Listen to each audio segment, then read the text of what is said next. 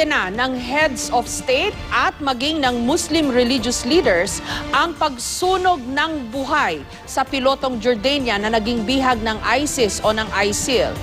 Malayo ang Pilipinas sa Jordan, sa Syria o sa Iraq at sa mga bansa sa gitnang silangan na pilit sinusuwag ang banta ng ISIS o ISIL. Pero kumakalmot na nga ba ang kuko ng ISIS o ISIL sa ating pintuan? Pinaniniwala ang may kaugnayan ng ISIS o ISIL sa grupong Al-Qaeda ni Osama Bin Laden na siya namang kaalyado ng Abu Sayyaf at ng Jamaya Islamiyah.